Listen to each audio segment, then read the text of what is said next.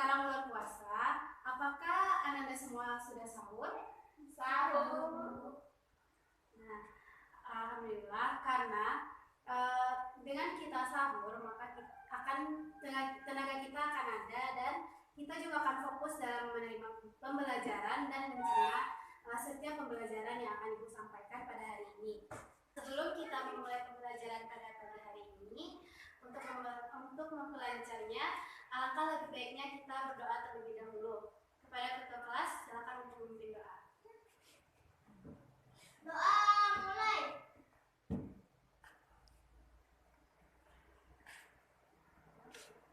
Doa selesai.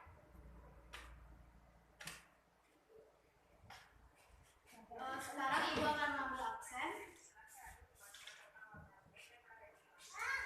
Jihan, Hadir, Bu. Novita Lasari, Hadir, Bu. Cici Natalia, Hadir, Bu. nah semuanya hadir kan? Hadir, Bu. Oke. Baiklah anak-anak, sebelum kita masuk kepada materi hari ini, Ibu ingin bertanya, apakah anak-anak Ibu masih ingat dengan materi kita minggu lalu? Masih, Bu. Siapa yang bisa menyebutkan materi kita minggu lalu? Jihan? Kedudukan dan fungsi Undang-Undang Dasar 1945. Ya betul, materi kita minggu lalu adalah kedudukan dan fungsi dari Undang-Undang Dasar 1945. Nah, siapa yang masih ingat dengan kedudukan pokok dari Undang-Undang Dasar 1945? Silakan Jihan. Sebagai hukum dasar dan norma hukum. Betul. Nah, sebagai hukum dasar dan sebagai norma hukum bisa kita lihat dalam Undang-Undang Dasar Negara Republik Indonesia tahun 1945 pada pasal 27 ayat 2 yang berbunyi bahwa tiap-tiap warga negara berhak atas pekerjaan dan kehidupan yang layak bagi kemanusiaan. Contohnya saja dalam kehidupan kita sehari-hari, yaitu di mana kita dapat tinggal di tempat tinggal yang layak dan juga di lingkungan yang layak. Nah, sekarang kita akan masuk kepada materi baru, yaitu KJ 3.3, memahami tata urutan perundang-undangan dalam sistem hukum nasional, di mana tujuan pembelajaran kita yang pertama yaitu menjelaskan pengertian peraturan perundang-undangan nasional, yang kedua menjelaskan pengertian urutan peraturan perundang-undangan di Indonesia, dan yang ketiga menunjukkan contoh dari jenis undang-undang yang mengatur tentang tata urutan perundang-undangan di Indonesia.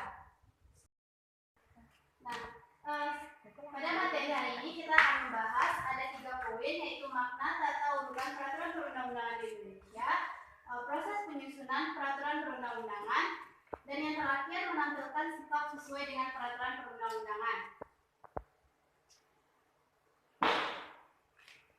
Sebelum Ibu masuk kepada pengertian peraturan perundang-undangan, Ibu ingin bertanya kepada Ananda semuanya, apakah menurut Ananda hukum itu penting?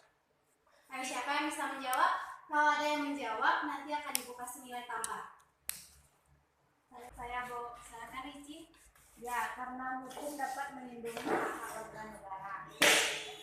Ada lagi yang bisa menjawab? Silakan Novita. Ya, karena hukum menciptakan ketertiban dan keadilan. Ya, ada satu pertanyaan lagi. Menurut Ananda, adakah manusia tanpa hukum? Saya Bu, Silakan Ricci. tidak ada. Jika tanpa hukum masyarakat akan berbuat semaunya. Ada lagi yang akan menjawab pertanyaan dari Ibu? Silakan Novita. Tidak ada, masyarakat akan kacau tanpa hukum. Jadi dari 2 pertanyaan yang Ibu ajukan tadi, dapat diambil kesimpulan bahwa hukum itu sangat penting bagi kehidupan masyarakat Indonesia, dan juga tanpa hukum tidak akan ada masyarakat, karena hukum itu adalah sebagai alat untuk menciptakan ketertiban dan keadilan bagi masyarakat di sekitarnya. Nah, jika tidak ada hukum, maka masyarakat itu akan kacau dan tidak akan ada yang melindungi hak-hak dari masyarakat tersebut. Nah, sekarang kita masuk kepada pengertian peraturan perundang-undangan nasional. Siapa yang tahu apa itu peraturan? Saya, Bu. Silakan Jihan. Peraturan adalah salah satu bentuk keputusan yang harus ditaati dan dilaksanakan. Betul bahwa peraturan itu adalah suatu keputusan yang harus ditaati. Nah, siapa lagi yang tahu apa itu peraturan? Oke, tidak ada. Berarti yang dijelaskan oleh Jian tadi adalah benar. Nah,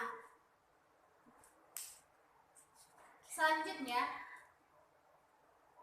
peraturan perundang-undangan menurut Undang-Undang Nomor 12 Tahun 2011 memiliki pengertian bahwa peraturan itu adalah peraturan tertulis yang memuat norma hukum yang mengikat secara umum dan dibentuk dan ditetapkan oleh pejabat atau lembaga negara yang berwenang dalam menetapkan prosedur pembentukan peraturan perundang-undangan tersebut. Sekarang kita masuk kepada materi, yaitu tata urutan peraturan perundang-undangan di Indonesia, di mana tata urutan peraturan perundang-undangan ini mengandung makna bahwa undang-undang memiliki hierarki atau tingkatan, di mana kedudukan yang satu memiliki kedudukan yang lebih tinggi dari kedudukan lainnya, di mana menurut jenis dan hierarki peraturan perundang-undangan di Indonesia sesuai dengan pasal 7 Undang-Undang Nomor 12 Tahun 2011 tentang pembentukan peraturan perundang-undangan terdiri atas 7 tingkatan. Yang pertama yaitu Undang-Undang Dasar Negara Republik Indonesia tahun 1945, ketetapan MPR, undang-undang atau peraturan pemerintah pengganti undang-undang, peraturan pemerintah, peraturan presiden, peraturan daerah provinsi, dan peraturan daerah kabupaten atau kota. Nah, secara formal tentang anak ibu sudah tahu apa saja contoh dari peraturan perundang-undangan yang ada di lingkungan sekitar anak-anak ibu. Nah, siapa yang bisa menyebutkan contoh dari peraturan perundang-undangan di lingkungannya? Ayo cepat, siapa yang bisa menjawab?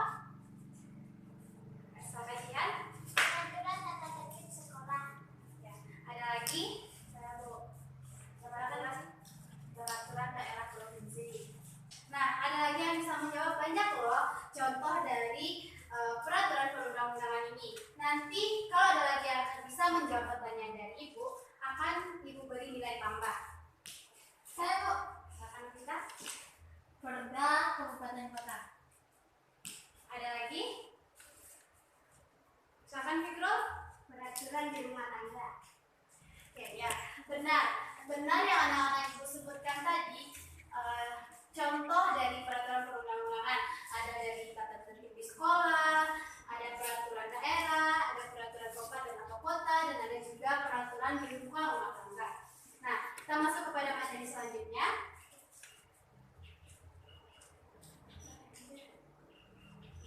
yaitu proses dari penyusunan peraturan perundang-undangan. Yang pertama ada Undang-Undang Dasar Negara Republik Indonesia tahun 1945, di mana undang-undang ini disusun oleh Badan Penyedia Usaha Persiapan Kemerdekaan atau disingkat dengan BPUPKI dan ditetapkan oleh Panitia Persiapan Kemerdekaan Indonesia atau disingkat dengan PPKI pada tanggal 18 Agustus tahun 1945. Nah, di mana yang berwenang untuk mengubah dan menetapkan undang-undang ini adalah MPR atau Majelis Permusyawaratan Rakyat.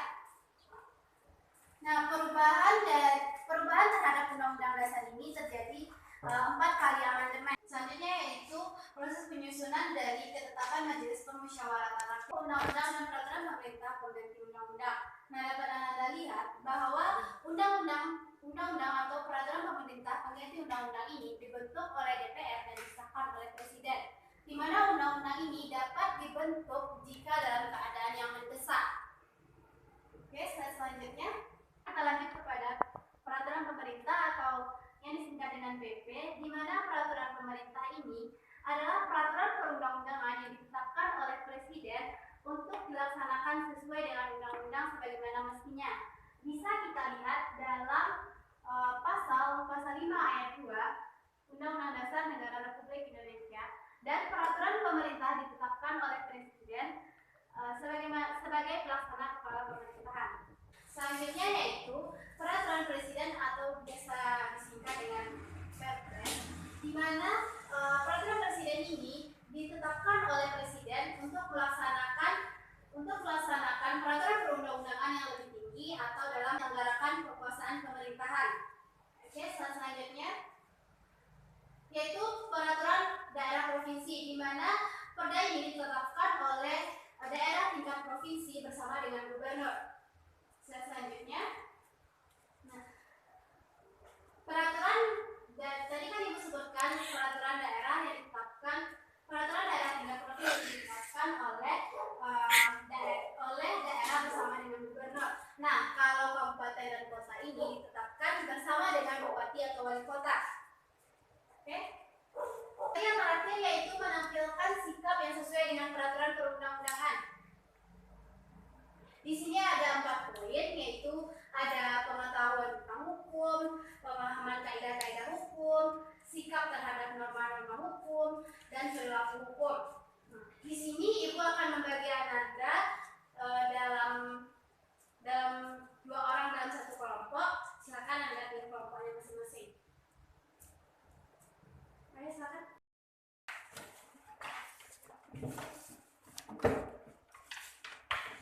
Gimana Ananda semuanya sudah dibagi kelompoknya kan? Sudah, Bu. Oke. Tolong dikeluarkan kertas.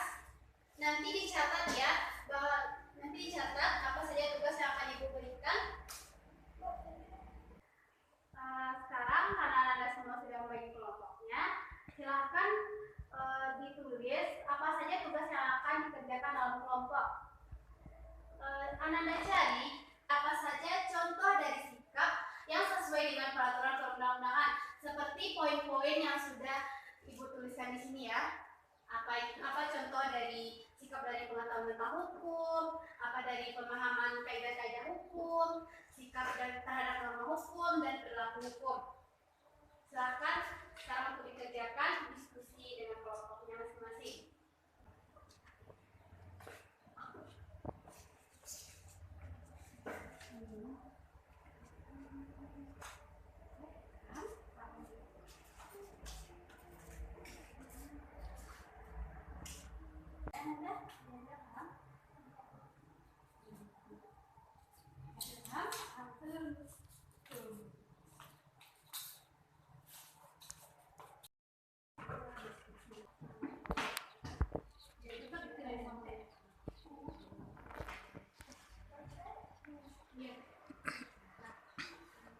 Mengingat waktu kita kena tinggal sedikit lagi, jadi tugas kelompoknya silakan untuk diselesaikan di rumah ya anak-anak. Baik, Bu. Dari pembelajaran kita tadi tentang peraturan perundang-undangan dapat kita terapkan dalam kehidupan kita sehari-hari. Seperti pepatah adat yang sering kita dengar, di mana bumi dipijak, di sana langit dijunjung. Nah, di mana kita berada, di sana kita menaati peraturan yang ada, baik yang tertulis maupun yang tidak tertulis. Sekarang kita simpulkan pembelajaran kita pada hari ini secara bersama-sama, yaitu di mana kita membahas tentang pengertian dari peraturan perundang-undangan, di mana peraturan perundang-undangan itu adalah peraturan secara tertulis yang berbentuk secara norma hukum yang mengikat dan dibentuk atau ditetapkan oleh lembaga negara atau pejabat negara yang berwenang sesuai dengan prosedur pembuatan atau urutan peraturan perundang-undangan tersebut. Nah, tadi juga kita membahas tentang tata urutan perundang-undangan menurut Undang-Undang Nomor 12 Tahun 2011. Anda semua masih ingat dengan urutannya? Masih, Bu. Ayo, siapa yang bisa menyebutkan? Pertama yaitu Undang-Undang Dasar. Ya, Undang-Undang Dasar Negara Republik Indonesia tahun 1945. Yang kedua ada ketetapan MPR. Yang ketiga ada undang-undang atau peraturan pemerintah pengganti undang-undang. Yang keempat ada peraturan pemerintah. Yang kelima ada Perpres. Yang kelima ada peraturan presiden atau Perpres. Yang keenam ada peraturan daerah tingkat provinsi dan peraturan daerah tingkat kabupaten dan kota. Tadi kita Ibu jelaskan tentang proses dari penyusunan tiap-tiap tata urutan perundang-undangan. Nah, tadi juga sudah dibagi kelompok kan, dan sudah dikerjakan juga kan tugasnya Ibu suruh tadi. Sudah, Bu. Nah, silakan untuk dilanjutkan tugasnya dan jangan lupa untuk mempresentasikan tugasnya minggu depan. Karena tadi pembelajaran kita diawali dengan doa, Dan sekarang untuk menutupnya juga kita akhiri dengan membacakan Alhamdulillahirobbilalamin. Saya hamdalah. Alhamdulillahirobbilalamin. Ya, dengan membacakan alhamdulillah tadi, maka pembelajaran kita berakhir pada hari ini. Ibu ucapkan assalamualaikum warahmatullahi wabarakatuh. Waalaikumsalam warahmatullahi wabarakatuh.